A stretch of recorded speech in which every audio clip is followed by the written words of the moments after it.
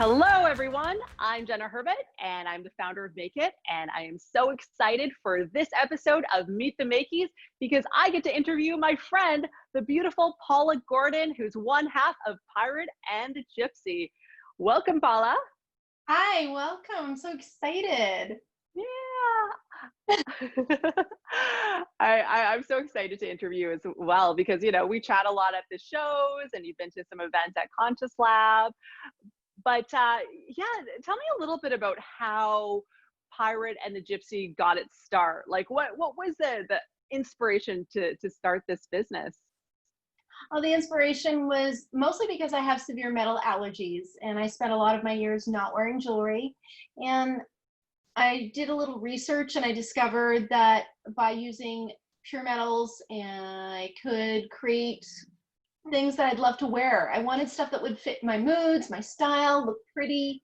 And I just realized most of that stuff was so expensive I couldn't afford it myself. So I started making jewelry for myself. And I did that for so many years. I made it for myself, made it for some friends. And when all my children finally moved out of the house, I decided it was my time to do something that I really wanted to do, loved to do, was excited about doing. And I just took a good old-fashioned big leap of faith.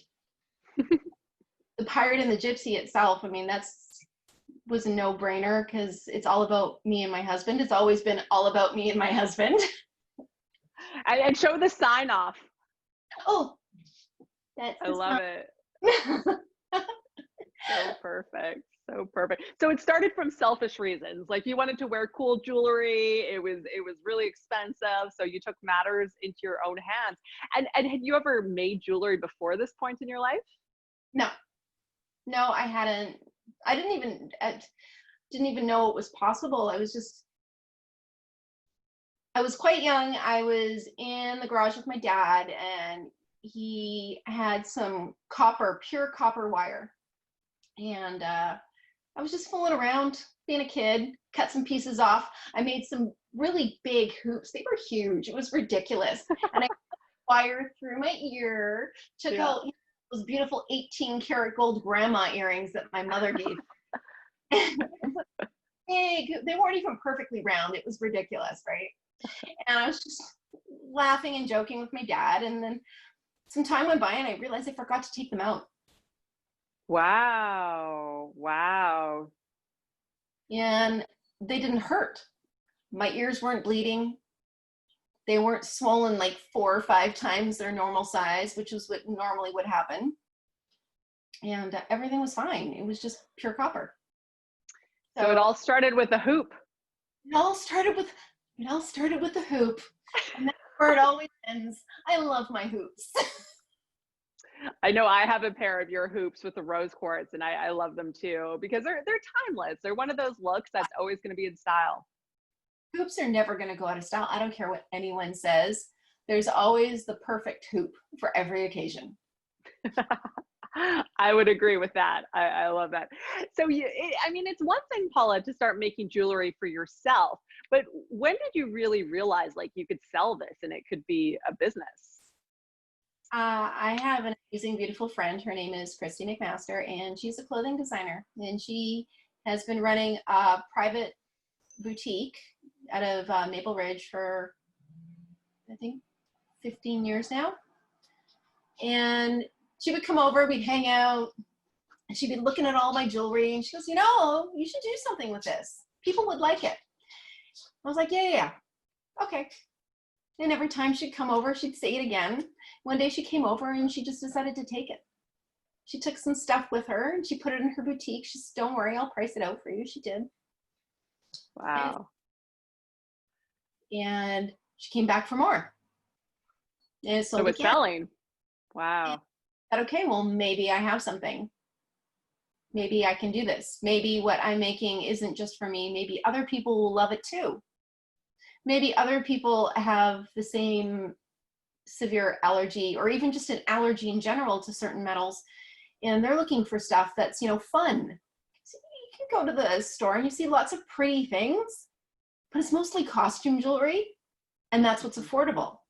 and I can't wear costume jewelry, and there's a lot of people out there that can't either. You know, and the things that I really liked, I would go to the big stores and I'd look at the gold earrings and I'd look at the diamond earrings and I'd look at this and I'd look at that. I'm like, I can't afford that. What am I doing? It's ridiculous. So I And went it back. probably wasn't your style either, because usually, like, especially back then, I feel like now there's more contemporary fine jewelry, but like fine jewelry, like you said, it was kind of grandma style. It wasn't cool and hip. So it sounds like it didn't really exist before you started. And I was jealous too. I watch all my friends, they got these great earrings on, these beautiful necklaces, and you know, I got grandma's jewelry on from the old world. Yeah, and not that I don't appreciate what my mom tried to do for me, but I felt out of place. I felt left out.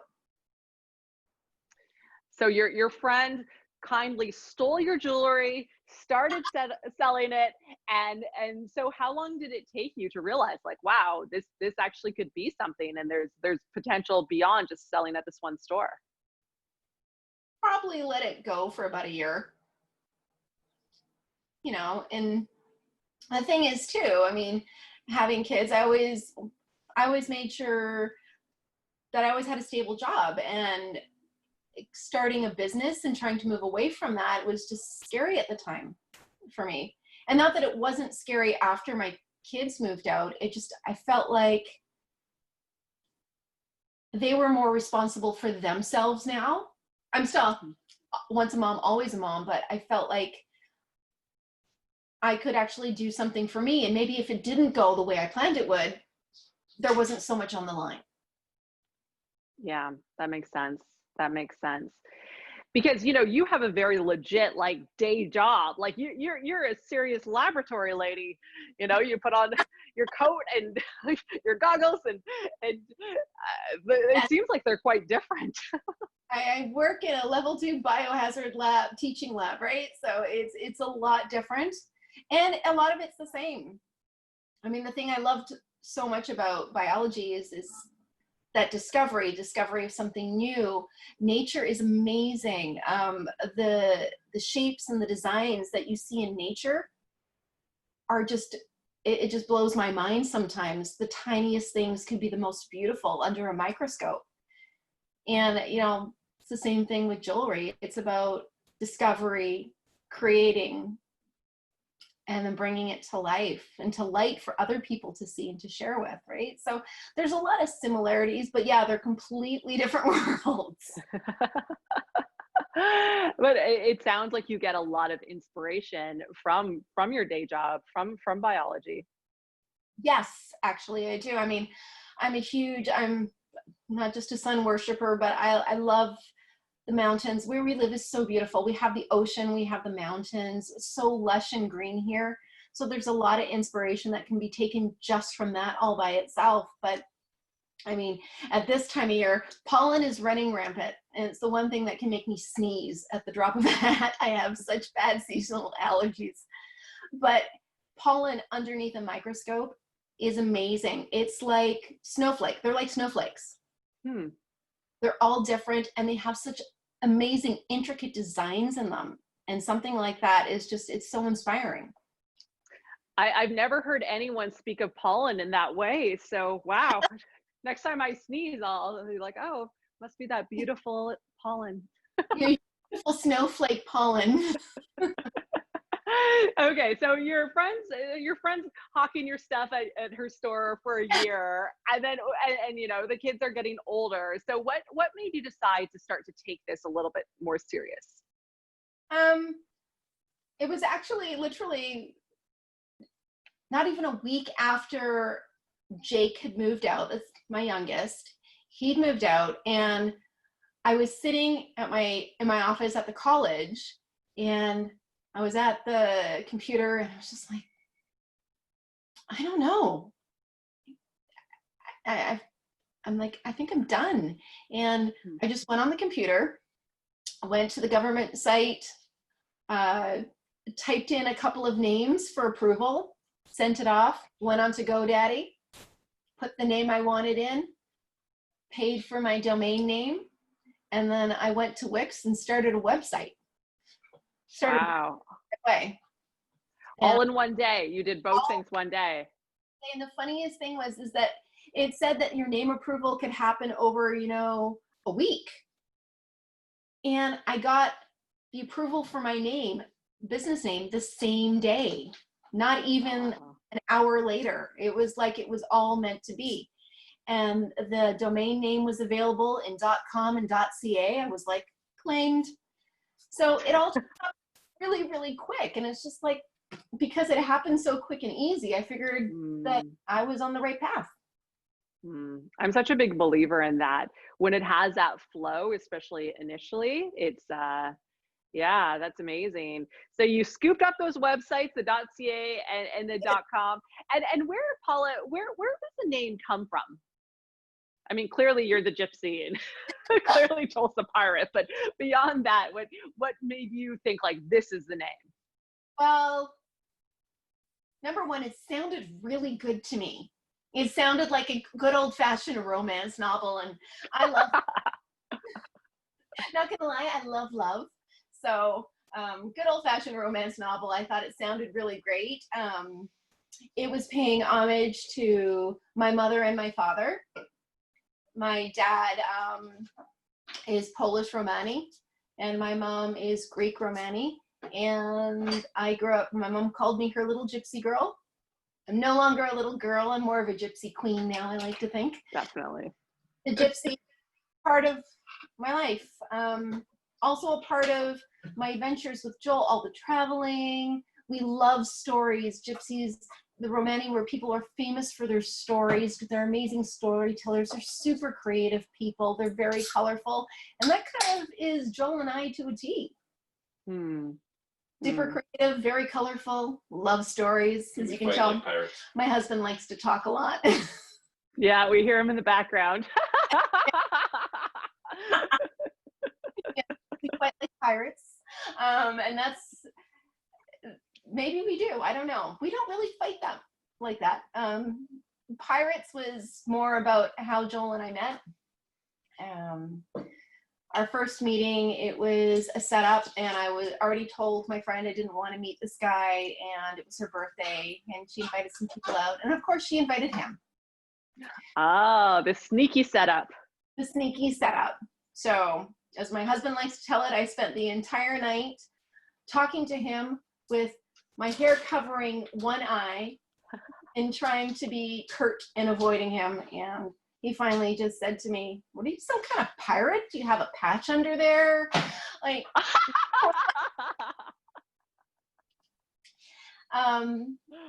that was our first. Gosh.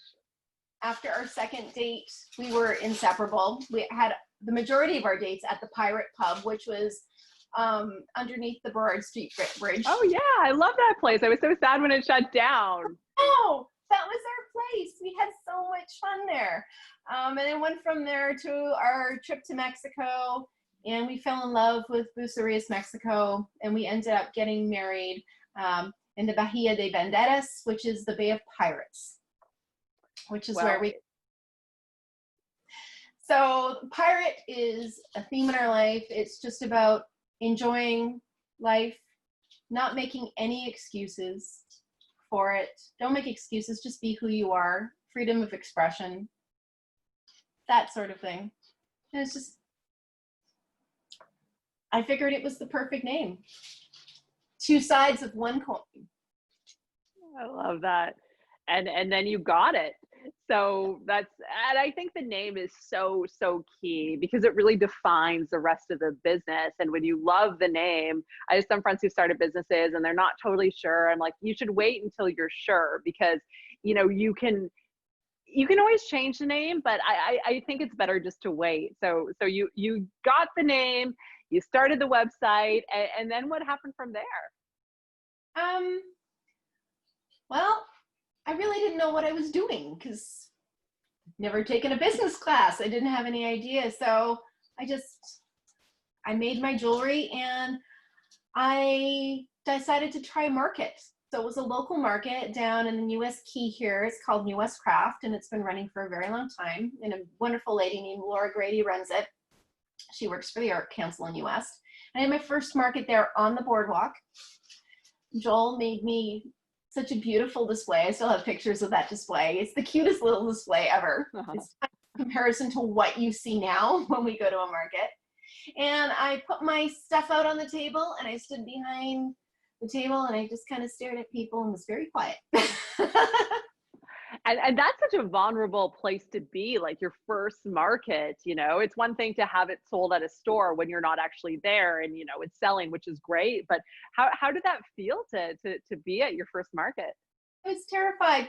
I just stood there going, looking at people going, please love my stuff. That's in my head all the whole time. Just please love my stuff. And I was the mousiest mouse.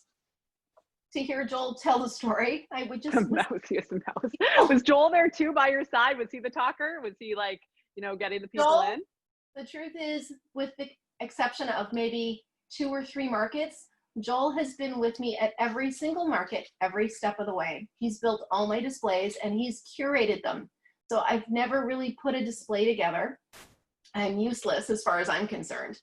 Joel puts them all together and he just wanted to make sure that I had the best start to a market. So at the end of the day, I think the best thing at the market was Joel's display.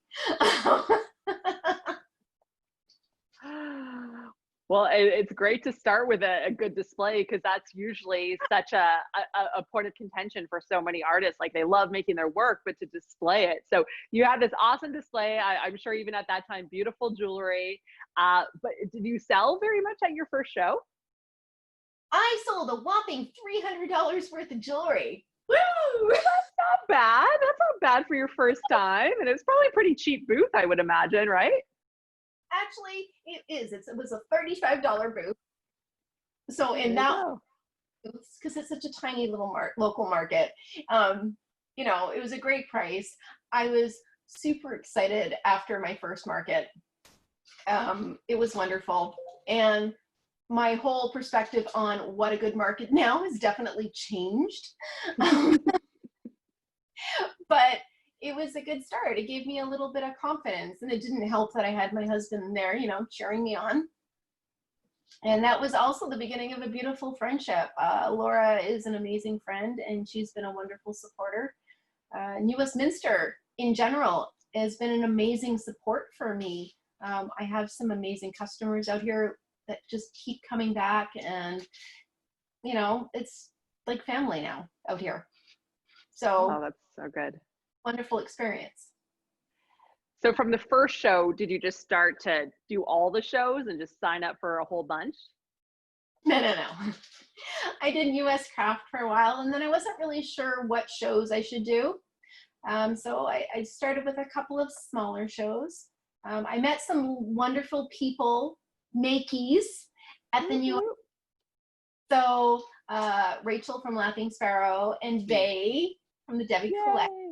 And those are 2 good ones to meet right off the bat. Like those are, yeah, that's awesome. That's wonderful advice for me. And they were super open and shared with me, you know, about the different markets and whatnot. So I moved on to a few different markets. I did Portobello West. What else did I did?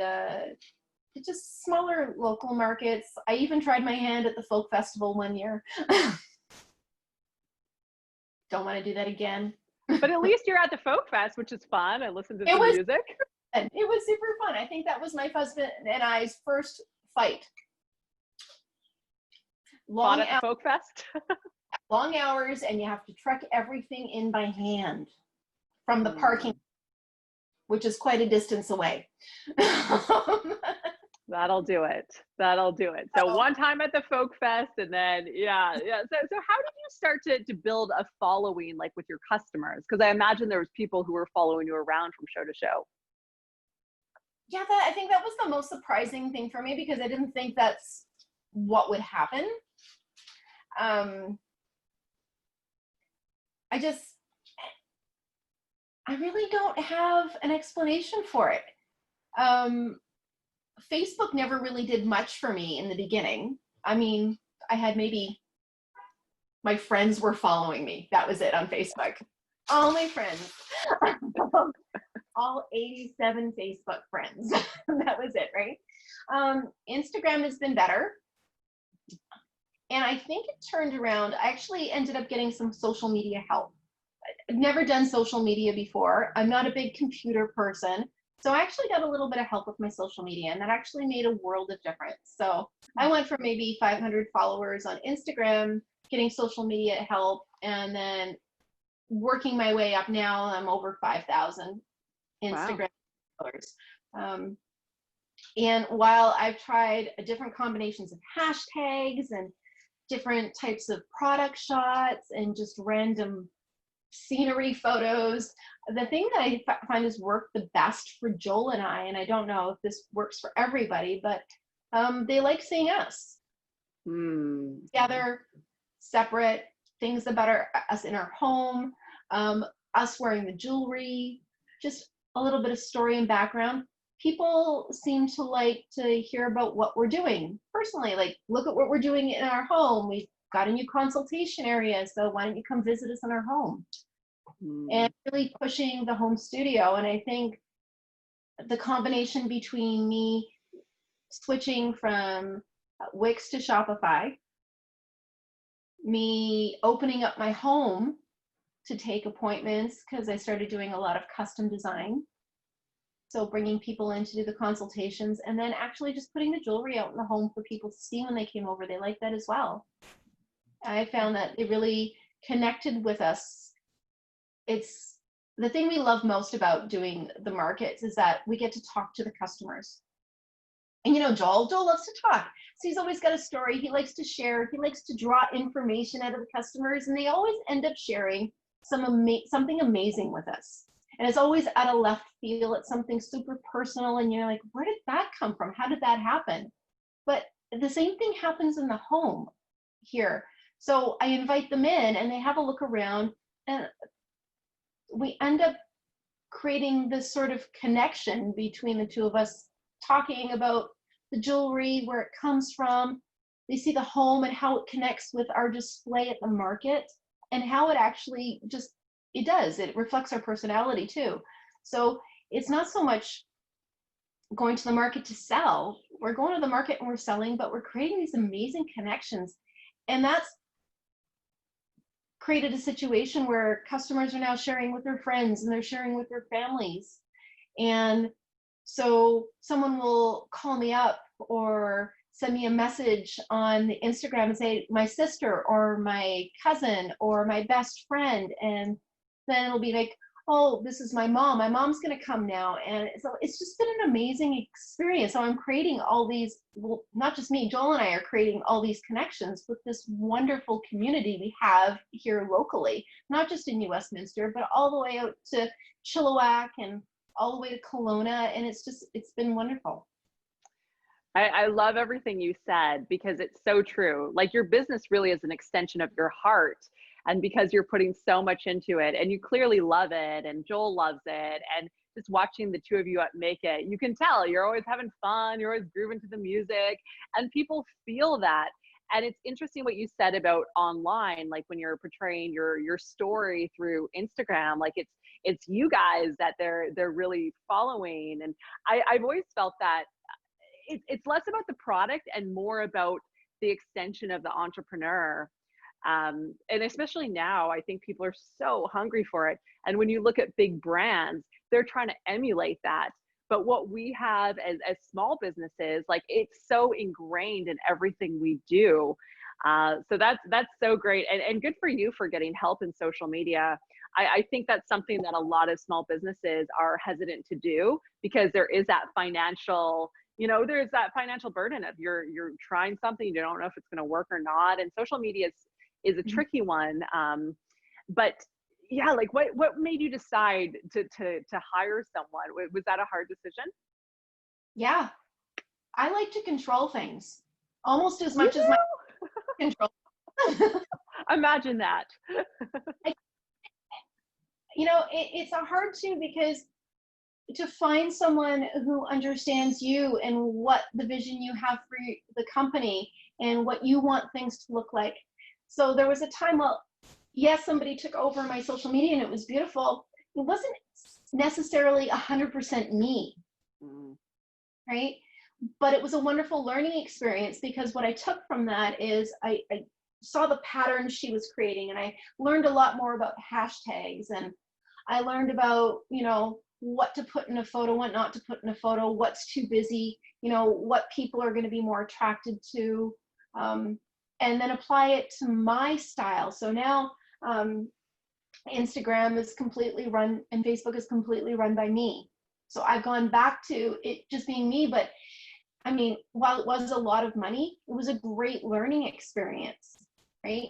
And what my husband likes to tell me, because I do worry about money, my husband likes to tell me, I'm not just spending money. I'm not spending money on this or spending money on that. I'm investing. I'm investing money in our company. I'm investing money in our brand. I'm investing money in us. It's an investment, right? So where do I want my company to go? What do we want our company to look like? And I don't know everything. That's the thing, right? There's so many people with a wealth of knowledge that they know how to do things way better in certain areas than I do. I'm not a website guru. I'm not a social media guru. I'm definitely not a photographer, you know. It's just, and there's a wealth of information out there. And if you can create connections with those people, right? Everybody's looking for a little bit of help. So you see some of my pictures out there. I have beautiful models wearing the jewelry and beautiful clothing. Well, I got together with a photographer, an amazing photographer, an amazing clothing designer, and amazing makeup artist, and we all needed photographs. Perfect. And the models needed pictures for their portfolio. So we all donated our time, energy, and effort, and we all benefited from that. And that's out there for everyone. You just have to reach out and make the first connection and not be afraid to ask, you know, hey, I need help. And sometimes, yes, you're going to have to pay for it. And sometimes, you know, there's a way of doing things on a budget if you really need to. It's being resourceful. Yeah. It's asking for help, being helpable, which I think is a real thing, because sometimes people, it can be, they might need help, but they resist it so much, and it's allowing that control to be released a little bit. And I think for entrepreneurs, especially to begin with, we need to have control over all the things. And you learn so much by trying all the things, but it's a really critical point when you can identify what you're best at. And I would assume, Paula, in your case, it's designing the jewelry, it's making the jewelry, it's doing all the creative stuff. And it's this idea of working in your business as opposed to working on your business. So how do you and Joel, how do you navigate through like who's doing what? Like, it seems like you have quite different skill sets, but how have you been able to structure this business with your husband? I don't know, husband, how have I been able to structure the It's still like each other. Save that question for Joel. All right, so that will be part 2 of Pirate and the Gypsy. Part 2. But in fairness, I love spending time with my husband. He is one of the most creative and intelligent persons I know. He has an ability to think outside of the box unlike any other person I've ever met. And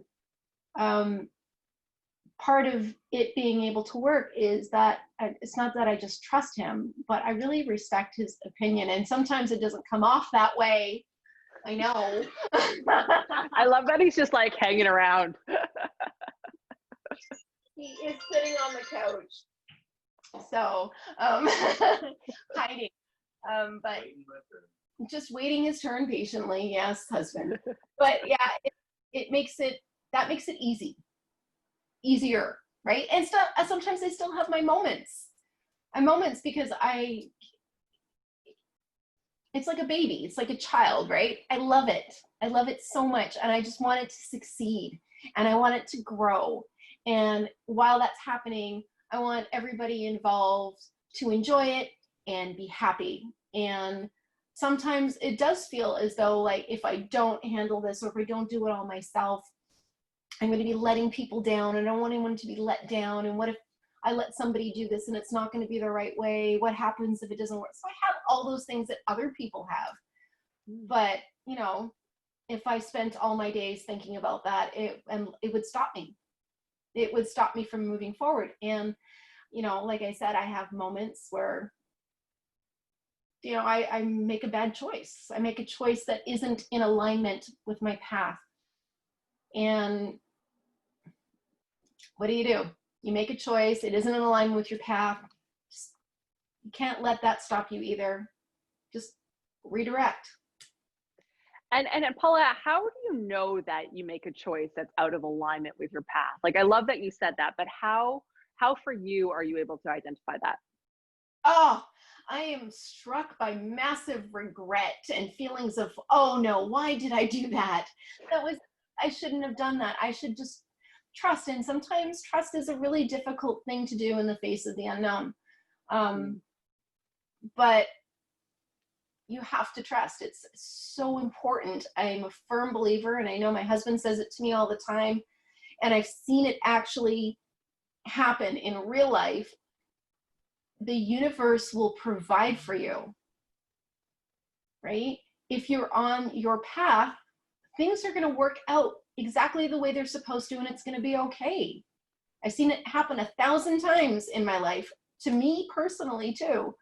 And, you know, still in the face of that, sometimes I have my moment, but, you know, you try to make your moments really short. Make your moment short. Don't dwell on it for too long. Move on from it. Say, okay, that was not the right thing for me to do, but I'm going to correct it. Course correction. Head back on the right path. How have you been able to develop this positive, incredible mindset? Because that's really, like, you know, feeling those feelings and doing it anyways. That I remember reading a book years ago, Feel the Fear and Do It Anyways. And I think it's such an important thing for entrepreneurs or aspiring entrepreneurs, because a lot of the stuff that we do doesn't feel nice. Like, most of the stuff doesn't feel like, oh, this is just going to be awesome. It's getting through that. So how have you been able to cultivate or develop that skill?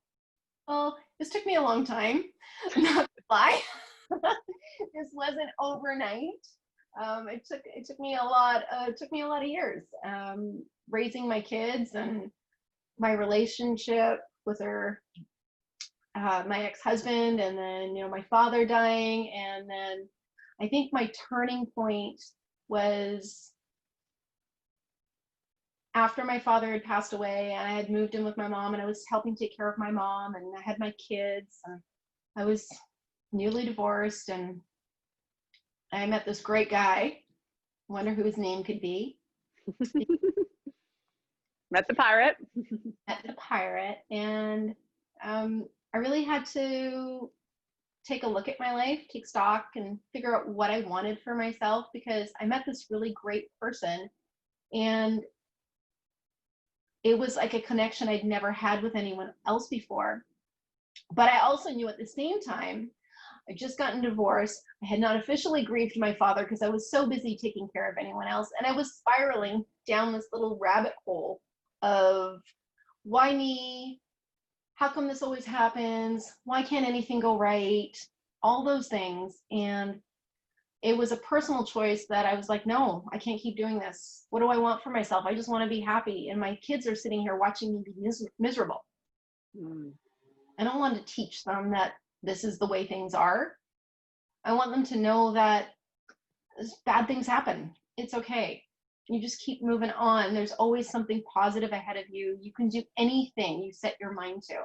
And that's always been what I wanted for my children, to be able to make their own choices and choose whatever they wanted to choose, as long as it made them happy, and know that that was going to be okay, and they'll be fine. You're going to succeed as long as you're happy in what you're doing. And so I took some advice. I got some help. I did a couple of courses, of course. I did the landmark form. Oh, I did that one too. Yep, that's a long 3 days. It was the longest 3 days of my life, I'm not gonna lie. But I went, little plastic chairs. Yes, my plastic chair and my box of Kleenex. And I went in there with a firm mindset that this course, I was going to take everything I possibly could from it, and it was going to help me change my life. And I'm not saying the work form is magic, but I really went in there purposefully and this is what I wanted for myself. And I think that was a big thing, that I really wanted to turn things around for myself, because all I've ever wanted was to be happy. I just want to be happy and I want to enjoy life.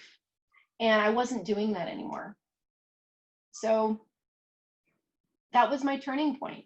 It was my turning point. And every day it still takes a bit of work, because it's so easy to let the bad thing or the thing that didn't go right get to you and bring you down, right? And Joel always gives me a quote from this guy. Who's the guy that say, if you're gonna fail fast and fail cheap? Kevin Harrington. Kevin Harrington. Fail cheap. Fail often, fail fast, fail cheap. Oh yeah. So there's my misquoting for the day. And I'm trying to take that into, I apply it to myself just on a daily basis. Okay, so if I'm going to get upset about it, I'm going to do it quickly, and I'm going to make sure it has the least amount of damage. So just do it quickly. Minimal fallout. We want to keep the collateral damage to a minimum, but we're going to do it quickly, and we're just going to get over it. So acknowledge it. It happened. It's there. Feel your feelings. Move on. But with failure, that I get asked that a lot too. Like, what are some of your biggest failures? And I always struggle a little bit to think of it. Like, not everything's worked out the way I thought it might, but I just think it's such a mindset too with the failure thing, and people are so afraid. But when it comes down to it, it's just when things don't go exactly how we wanted. And usually there's so much learning, and you look back like a year or two, whatever. And I'm sure even that really challenging time in your life when you were divorced and your father passed away and all those things, like you probably look back and think of all the blessings that came from it. And like, you probably learned so much, and with business too. So what, the failure thing, like, what are your thoughts on that? There are no failures. And that's the one. Don't you off me. He's giving me the hand up finger. You wait your turn, Joel. This is another one. What is the only failure? Well, I'm not going to go with that one. You can tell her what the only failure. Absolute failure. What's the only failure? I've not trying. Failure. The one you don't learn. Yes, the one you don't learn. But it's the word failure. I don't like the word failure. So another one of Joel's great tidbits for me, and landmarks tidbits for me. Combination of Joel Mark. We'll call it Joel Mark. Joel Mark. I love it. I love it. Yeah, he's got to do a seminar now. He can use Conscious Lab. Joel Mark. Yeah, we can talk about that later. He's got a whole program. Is there are no failures. There's just wins and learnings. Mm-hmm. Wins and learnings. And if you come from it from that perspective, it changes your world. And that's the other thing I learned, is how powerful words are, and the words you choose to use can actually change your entire day or an entire situation. Wow. So. Yeah, it's so true. So let's go back to the jewelry, because I feel like you and I can talk about this all day, which is awesome. And I'm learning so much, and it's so great, I think, for people to hear this, because oftentimes, like, customers that come to make it, they see all of us selling our stuff, and they probably think like, oh man, I wish I could do that, or I wish I had the guts to try, or I wish I had more talent. But really, it comes down to a decision you make for yourself. And it's not like anyone tells you, okay, now is the time you can pursue your dream. Like, you really have to decide that for yourself, which it sounds like you did. So you're doing some shows, the business is growing. Like, what are your thoughts, like working at the lab? Like, was there a point where you had to make a tough choice? Yes, because you can't, can't be a slave to two masters. It's so difficult, and one or both jobs end up suffering for it. And I don't ever want my jewelry to suffer. Not that I'm saying I didn't care about my teaching, but I never ever want my jewelry to suffer because I love making it. It brings me peace, actually. When I'm stressed, I love to draw, and the majority of my jewelry comes from my drawings. So it's my happy place. I love my studio when it's clean. When it's messy, I don't love it so much, but but I love making jewelry. I love creating. I'm a rock hound. I love stones. So if I can throw a stone in, I'm even happier. It's just so much fun, and it's a no-brainer for me. So the responsible side of me, though, likes to say, oh, but that's not really stable. You don't have, a regular income coming in. What about that municipal pension? What about benefits? It's like, there's benefits in the background, right? If it's going to make you happy, I think it's just going to work out. And did you have to make a choice, like which to focus on at a certain point? Yep. So I did let go. The summer was my busiest time of the year, and I learned that last year. That's a lie. It's fall and winter that's my busiest time of year, and so I don't work at the college in the summers. I gave that up. This year, I was going to give up fall. So right now, there's nobody that does cell biology at the college, so I wasn't going to give that up. I was going to stay there and just do a couple days, and then move on to just doing jewelry, and then eventually training someone, eliminating the college entirely, and moving on from there was my goal. COVID's changed that a little bit this year. Oh, yeah. That was my course misdirection, and now I'm had my moment going, what the heck did I do that for? And now I'm back on track, heading in the right direction. Oh, that's awesome. That's awesome. And you and Joel have now been part of Make It. Like, what has it been, like 4 years? I love Make It. You say Make It and I smile. Yeah, you're such an amazing addition. We absolutely love having the show, but it's been a while, right? Like, do you remember the first show you ever did? Yes. So I got a call at the 11th hour. I believe you guys sent me a message on Thursday. The show started Friday. Oh yeah, I remember that. Okay, yeah. Wow. And you gave me the tiniest 6-foot booth, just like this. And I had to crawl underneath my table to get in and out to go to the washroom. It was divine. Yeah. But that was my Makies debut. It was a spring show, and I was so excited. I remember getting the email. I talked to my husband. I talked to my boss at work, because at that time I was still full-time at the college, and everybody was like, this is what you want to do, then yeah. Wow. Here's your time off. Joel's like, I'll help set up. He was in the middle of a renovation too. So he didn't actually get to Make It with me. That was one of the times where he wasn't there. He set up for me. Yeah, I was going to say, you probably had his work cut out for him, like making everything small. Smallest display ever, because, we don't like to do a small display. You like to sprawl, I know. And so it was, yeah, he really, he pulled through. It was a beautiful, tiny display, and that was the first Make It show, and I was so happy to be there. I was tired, I was stressed, but I had the biggest smile on my face the entire time. It's like I got invited to be at the Oscars. Oh my God. I made it.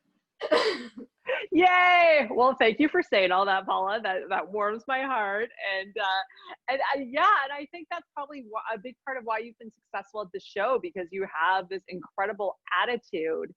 And I know a lot of people, like, they're challenged by selling. Like, selling is hard for a lot of makers. So what do you think the secret, or whatever you want to call it, to sell? Is it just smiling? You just have a cute display, get your husband to build you something, have beautiful things, and smile? Like, is that the magic formula? Yeah, my winning smile. No, you can stand there and smile all you want till the cows come home, and that's not going to make you a sale. And even if you have the prettiest jewelry or the prettiest paintings or the best wine, oh, never mind. Wine sells itself. Forget about that. Yeah, it's an easy one. You really need to engage with the customers. And that was a difficult thing for me to learn to do. And it's not that I'm a quiet person. Clearly, I'm not a quiet person. I think it's just, it was so personal to me in the beginning. And just, it's like declaring your love to someone for the very first time, and you're so terrified that they're gonna not love you back.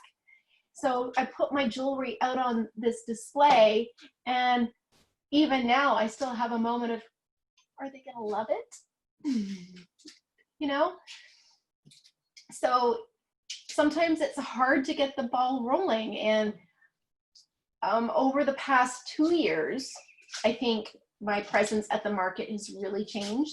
I've become a lot more confident in talking to the customers, talking about my jewelry, my process, not being afraid to speak out and, you know, offer an opinion or a little bit of advice when a customer is talking, because I've always like, oh, you don't want to scare them off, you don't want to wreck the sale, you know, just smile and tell them they look pretty.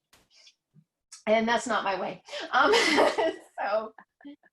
And I've had a really great teacher, because at the end of the day, Joel is my best salesman. He's amazing. He is so wonderful with people. He does have the gift of the gab. I'm not going to lie. And so watching him and learning from him, and I am definitely by no means a Joel, but I do pretty good. That's a good thing. You have the balance, you know? You need the pirate and the gypsy. They work together. Exactly. And I do find that when we're at a market and there's both of us behind the booth, there's a lot more sales that happen. People seem to show up for the show. There's a really wonderful dynamic between the two of us when we're behind the table and talking to our customers. Well, people probably feel the passion you have for each other, and that playfulness and that energy. Yeah, I think it's so true what you said. Like, people, they're buying into so much more. And I think there's so much truth in, like, you build confidence through experience. I feel like so many people discount doing the thing they want to do because they don't feel confident and they don't feel like it's going to be perfect. And even, to be honest, like, doing this Meet the Makies series, like, I'm just starting out. You're my third interview of the day, and it's something I've wanted to do for a long time. And, you know it makes a lot of sense to share the stories, and it'll get better. You know, I'll look back at this episode, maybe I'll interview you a year or two from now, and I'll be like, oh, remember when I did it on Zoom? This episode in the peanut gallery in the background. Yeah, piping up. Yeah, totally. But you got to start somewhere, and it's like any business. I'm sure now when you look back at that very first display, it's kind of funny. It's like the same thing when we look back at our first make it. It's like, oh my God, that was so cute. But that evolution and that growth it's part of it. And the larger the business gets, like, sometimes, like, there's just a new set of challenges that come up, and starting sometimes, like, is the easiest part, and it's like, how do you sustain? So I'm curious to know, like, the future plans of the Pirate and the Gypsy. Like, where do you see it growing from here? I definitely have big plans. Definitely there's been a lot of changes this year, and we're still going to be making more changes. Definitely my husband and I are big planet people, so big nature people. So going green, we've definitely worked on some projects where we're recycling our metals. So the metals we're bringing in are recycled. We're taking metals from our customers too. So any old sterling silver or gold jewelry that they're not wearing anymore, they can bring in their metals and they can trade in their metal. I'll take their old metal, I'll make a new piece for them out of it, or put it towards a credit for something else. Family rings, heirloom rings, taking your old gemstones and repurposing them into new jewelry.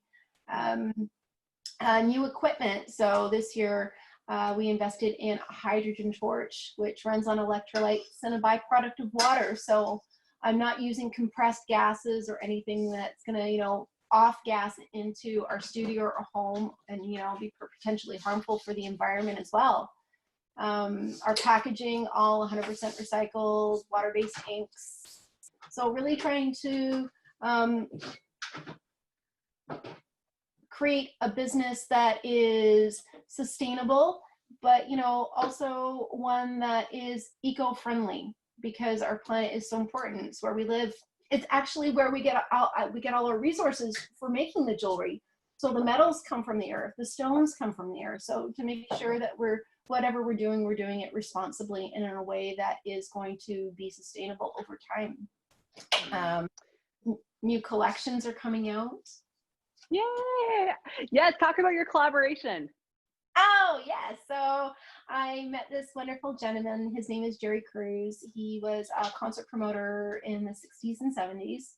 And he did all the concert posters for bands like the Grateful Dead, United Empire Loyalists, Pink Floyd, Led Zeppelin. And I was so excited when I got to meet him, and I had no idea that it would turn into this relationship where I got the licensing to use in the process of getting the licensing to use his drawings for making jewelry. So we've got an entire collection that's going to come out based on classic rock posters. Each piece will have a card that comes with it, so what the poster came from, a little blurb about the band and how the piece was inspired, and all signed by Jerry. So I'm really excited for that. I've got, I'm wearing one piece now. I don't know if we can see. Show it. So you can see my little love So heart. rock and roll. Rock and roll. It's definitely 60s inspired. Oh, it came. Oh, yes. Wrong poster. Oh, it's not. Oh, hang on. So this is the Doors poster. Uh-huh. And this pendant, I'm not quite, I can't even see where I am here. There we Yeah. go. Okay, It's not perfect. yet, but if you can see the poster. Oh, sweet. I love it. So it's in the process. It's not quite finished, this one. I'm doing some hand finishing still, and I'm going to set a stone into it, but I'm really excited for this collection to come out. I'm a child of the 70s, so I have lots of love for all the bands, and it's almost like I was so giddy. It's like a dream come true getting to make stuff that I just so excited about. So excited. I can't wait for this collection to come out. And it sounds like it came together so organically, like you just meet the guy at the market. Like what are the odds? At a market, he was signing his books. My husband saw him first. My husband was trying to find a poster for me for It was supposed to be a stealthy birthday. It was supposed to be a stealthy birthday gift is what it was, but it wasn't so. Oh, yeah. He was trying to find me because Led Zeppelin is my favorite band of all time. He was trying to find me the poster from the Wembley Stadium concert from 1971, the year I was born. Wow. So he did.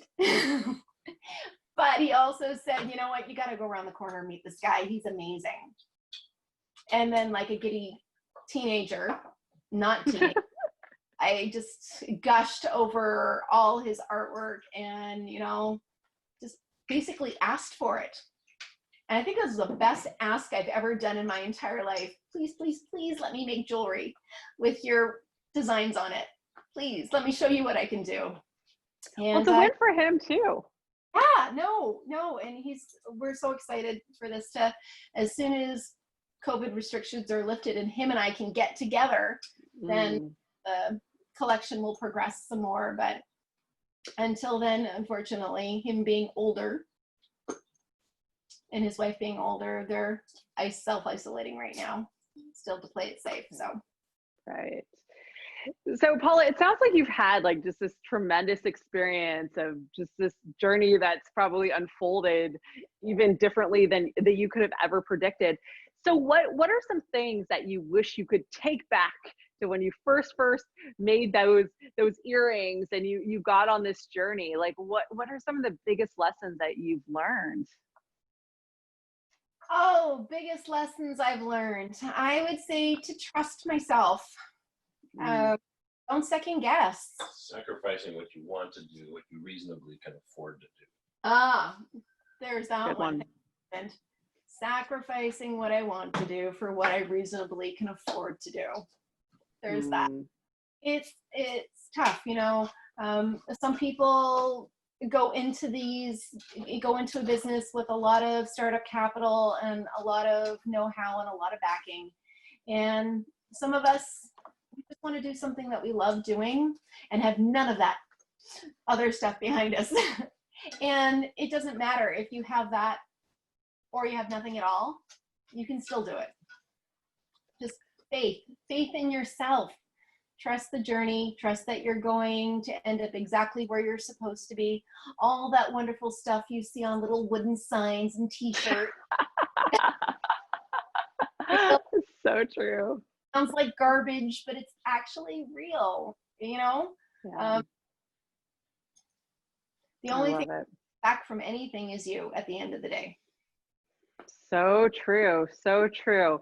So Paula, where can people find you and your work? Like what is the best way to keep in touch and to shop online? Shop online, you can find me at www.thepirateandthegypsy.com. Oh yeah, because you have that killer website. I do have a killer website. You can also find me on Instagram, The Pirate and the Gypsy. You can find me on Facebook at P&G Designs. And you can also find me on Etsy. Why? Because everybody has an Etsy store, right? Well, if they don't, they should. You know? Right. Come on. Come on. Never store. Markets too. And of course at the Make It show, and hopefully we're able to have a show soon. I miss my Makey family so much. Yeah, I know. Yeah. It's been tough, but at least we can do this, right? Yes, we can do this. I miss my girls.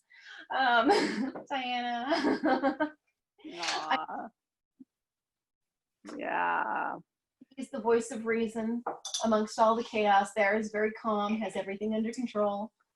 It's a wonderful family. I love it. Awesome. Well, we love you guys too. And thank you so much for taking the time to chat. I know you and I could talk about this all day long, and maybe you and I need a part 2 as well some point.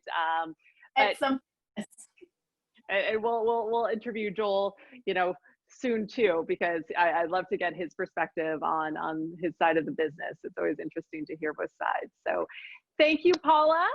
And thank you everyone for watching. And we hope to catch you soon for another episode of Meet the Makies, where you meet the fabulous faces behind the booth. Thanks for watching and stay tuned for more episodes.